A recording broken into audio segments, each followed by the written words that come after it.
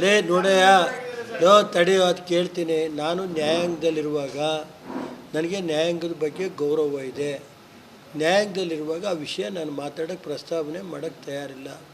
ನನಗೆ ದೇವ್ರ ಮೇಲೆ ನಂಬಿಕೆ ಇದೆ, ನ್ಯಾಯಾಂಗ ದೇವ್ರ ಮೇಲೆ ನಂಬಿಕೆ ಇದೆ. ಅದ್ರ ಬಗ್ಗೆ ಯಾರು ನೀವು ದಯಮಾಡಿ ಕ್ವಶನ್ ಕೇಳಬೇಡಿ ಅಂತ.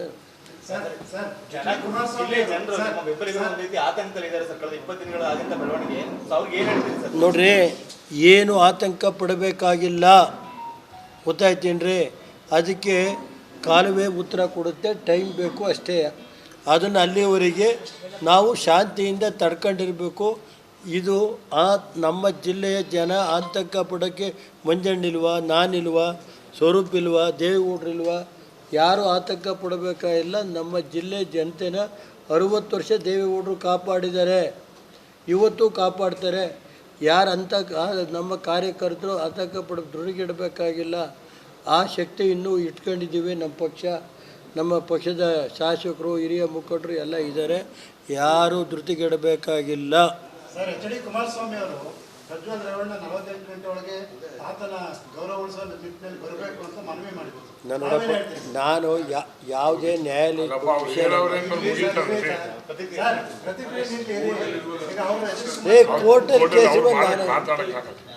ಕೋರ್ಟಲ್ಲಿ ಕೇಸಿದ್ದ ನಾನೇವೆಲ್ಲ ಮಾಡೋಕ್ಕಾಗಿದ್ದೇನೆ ರೀ. ಈಗ ಈ ಜಿಲ್ಲೆಯ ಪತ್ರಕರ್ತರು ಎಲ್ಲ ನಮಗೆ ಸಹಕಾರ ಮಾಡಿದ್ದೀರಿ 60 ವರ್ಷದಿಂದ. ಆದರೆ ನಿಮಗೆ ಋಣಿ ಆಗಿರ್ತೀವಿ, ನಿಮ್ಮ ಜೊತೆ ಇರ್ತೀವಿ, ಕಾರ್ಯಕರ್ತರ ಜೊತೆಗೆ ರೇ ಈಗ ರೇ ಅದನ್ನ ಏನಾರಿದ್ರೆ ಕಾಂಗ್ರೆಸ್ನವ್ರು ಹೇಳಿದವರಲ್ಲ, ಸರ್ಕಾರ ಅವ್ರದ್ದೇ ಇದೆ, ಅವರೇ ಇದೆ, ಕರೆಸ್ಲಿಕ್ಕೆ ತಪ್ಪೇನಿಲ್ಲಪ್ಪ. ಸುಮ್ಮನೆ ಯಾಕೆ ಇದೆ ನಡಿ, ಈಗ ಶುರು ಮಾಡೋಣ.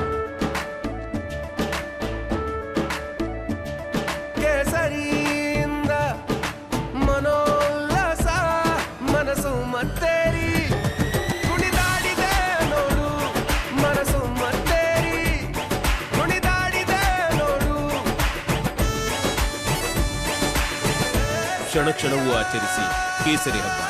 ವಿಮಲ್ ಬಾಯಲ್ಲಿ ಹೇಳಿ ಕೇಸರಿ. ಅವರು ಕೋರ್ಟಲ್ಲಿದ್ದಾಗ ಅವ್ರು ಮಾತಾಡೋಕ್ಕಾಗಲ್ಲ. ಈ ನಾಟ್ ಸಪೋಸ್ ಟು ಸ್ಪೀಕ್.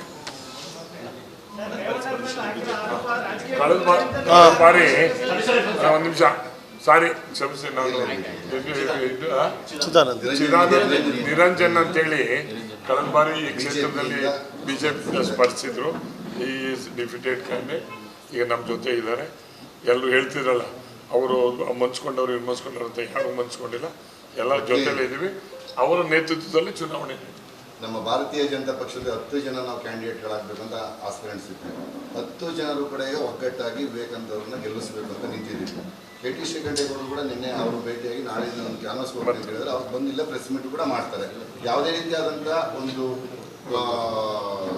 ಸಮಸ್ಯೆಗಳಿಗೂ ಗೊಂದಲಗಳಿಗೂ ನಮ್ಮಲ್ಲಿ ಅವಕಾಶ ಇಲ್ಲ. ನಮ್ಮ NDA ಅಭ್ಯರ್ಥಿಯಾಗಿರುವಂಥ ವಿವೇಕಾನಂದ ಅವರು ಗೆಲ್ಲುವಂದೇ ನಮ್ಮ ಗುರಿ. ಗೆಲ್ತೀವಿ. ಆ ಮೂಲಕ ನಮ್ಮ ಈ ಒಂದು ರಾಜ್ಯ ಮತ್ತು ಈ ದೇಶ ಕಂಡಂಥ ನಮ್ಮ ಮಣ್ಣಿನ ಮಗ ಅಂತ ನಾವೇನು ಕರಿತೀವಿ, ನಮ್ಮ ದೇವೇಗೌಡ ಅಪ್ಪಾಜಿ ಅವರಿಗೆ ನಾವು ಒಂದು ಖುಷಿಯನ್ನು ತಂದುಕೊಡೋ ನಿಟ್ಟಿನಲ್ಲಿ ಕೆಲಸ ಮಾಡ್ತೀವಿ. ಹಾಗೆ ಕುಮಾರಣ್ಣವರು, ಹಾಗೆ ಮೋದಿಜಿ ಅವರ ಕೈಯನ್ನು ಬಲಪಡಿಸ್ತೀವಿ ಅಂತಕ್ಕಂಥ ಮಾತನ್ನು, ಯಡಿಯೂರಪ್ಪ ಅವರು ಮತ್ತು ವಿಜಯೇಂದ್ರಣ್ಣವ್ರ ಕೈಯನ್ನು ಬಲಪಡಿಸ್ತೀವಿ ಅಂತಕ್ಕಂಥ ಮಾತನ್ನು ಹೇಳ್ತಾ, ಮತ್ತು ಶಿಕ್ಷಕರ ಸಮಸ್ಯೆಗಳ ಬಗ್ಗೆ ಹಲವಾರು ಪ್ರಶ್ನೆಗಳಿದೆ. ನಾನೊಬ್ಬ ಶಿಕ್ಷಕನಾಗಿ ಅನೇಕ ಸಮಸ್ಯೆಗಳು ನನಗೆ ಗೊತ್ತಿದೆ. ವಿವೇಕಾನಂದ ಅವ್ರ ಜೊತೆಗೆ ಅವ್ರು ಗೆದ್ದ ನಂತರನೂ ಕೂಡ ಅವ್ರ ಜೊತೆಗೆ ನಾವು ಒಂಥರ ಜೋಡಿ ಎತ್ಕೊಳ್ತಾ ಹೋಗ್ತೀವಿ. ಯಾವುದೇ ಸಮಸ್ಯೆಗಳಿದ್ರು ಕೂಡ ಬಗೆಹರಿಸೋ ನಿಟ್ಟಿನಲ್ಲಿ, ಶಾಶ್ವತವಾಗಿ ಬಗೆಹರಿಸೋ ನಿಟ್ಟಿನಲ್ಲಿ. ಯಾಕಂದರೆ 4 ಬಾರಿ ಏನು ಗೆದ್ದರೆ 24 ವರ್ಷದಿಂದ ಆ ಸಮಸ್ಯೆಗಳು ಇವತ್ತಿಗೂ ಇದೆ. ನಾವು ನಮ್ಮ ಪಾಂಪ್ಲೆಟಲ್ಲಿ ಹಾಕಿದ್ದೀವಿ ಸಮಸ್ಯೆಗಳನ್ನು, ಅದು 24 ವರ್ಷದಲ್ಲಿದ್ದು ಇವತ್ತಿಗೂ ಇದೆ.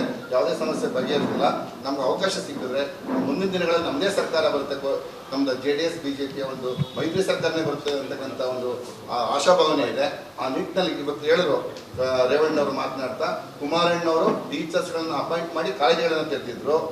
ಡಿಗ್ರಿ ಆಗ್ಬೋದು, PU ಆಗ್ಬೋದು, ಒಳ್ಳೊಳ್ಳೆ ಬಿಲ್ಡಿಂಗ್ಗಳನ್ನು ಕಟ್ಟಿಸ್ಕೊಟ್ರು. ಇವತ್ತು ಯಾವ ಪರಿಸ್ಥಿತಿ ಇದೆ ಅಂದರೆ, ವಿಶ್ವವಿದ್ಯಾನಿಲಯಗಳಲ್ಲಿ ಅಧ್ಯಾಪಕರಿಲ್ಲ. 20% UGC ಎಂಪ್ಲಾಯೀಸ್ ಇದ್ದರೆ 80% ನಮ್ಮ ನಾನ್ UGC ಮೀನ್ಸ್ ಗೆಸ್ಟ್ ಫ್ಯಾಕಲ್ಟಿ ಇದ್ದಾರೆ. ಇವತ್ತು ಶಿಕ್ಷಣ ವ್ಯವಸ್ಥೆ ಹೇಗಿದೆ ಅಂತಂದರೆ, ಒಂದು ದೇಶ ಹಾಳು ಮಾಡಬೇಕಾದ್ರೆ ಬಾಂಬ್ ಹಾಕಬೇಕಾಗಿಲ್ಲ, ಶಿಕ್ಷಣ ವ್ಯವಸ್ಥೆಯನ್ನು ಹಾಳು ಮಾಡಿದ್ರೆ ಸಾಕು ಅಂತ ಹೇಳ್ತಾರೆ. ಆ ನಿಟ್ಟಿನಲ್ಲಿ ಇವತ್ತು ಶಿಕ್ಷಕರ ಕೊರತೆ ಇದೆ. ನಿಜವಾಗ್ಲೂ ಮುಂದಿನ ದಿನಗಳಲ್ಲಿ ಎಲ್ಲ ಸರಿ ಮಾಡ್ತೀವಿ ಅಂತಕ್ಕಂಥ ಮಾತನ್ನು ಹೇಳ್ತಾ ಎಲ್ಲರಿಗೂ ಧನ್ಯವಾದ.